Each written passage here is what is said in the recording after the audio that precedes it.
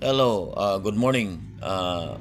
Sa ato ang nasod Pilipinas gitawag tag Christian country, which is kaning word, kaning term, kaning gitawag og Christian. Nahimo ni siya sa Acts chapter 11 verse number 26. Ningon ang Biblia, and taught much people, and the disciples were called Christian first in Antioch.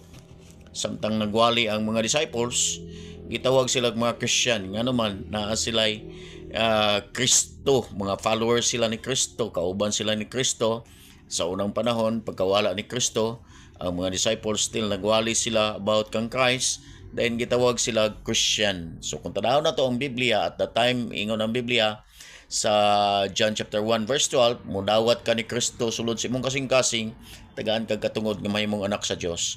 Ningon ang Acts chapter 11 verse number 26, ang mga disciples gitawag sila Christian, nga naman followers ni Kristo, or nagbuhat sila or nagwali sila sa mga gisulti ni Kristo, or kang Kristo.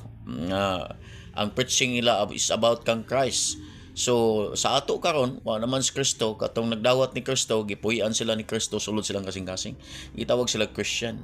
But sad to say, ang atong Pilipinas gitawag sila Christian, gitawag tag Christian country, and yet daghan kayong mga drugs, daghang mga addict, daghan ang crime, grabe ang corruption, and yet gitawag tag Christian.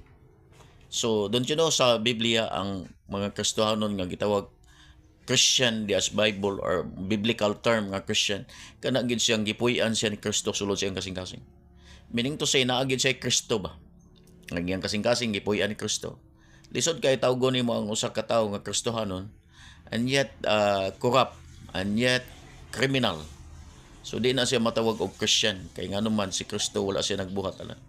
Kung tanaw nimo ang Biblia, ang biblical term sa Kristohanon or Christian, kanang gipuy-an siya ni Kristo sulod siyang kasing-kasing. So ang pangutana, Kristohanon ba ka? Tinuod ba ka? Kaya atong Pilipinas gitawag si Christian country, and yet grabe tas corruption, top 10.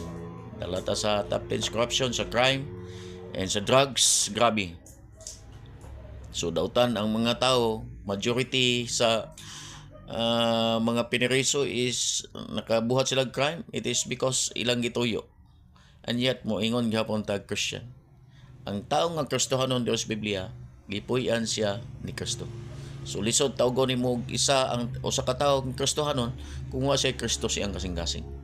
So ang tinuod nga Kristohanon kanang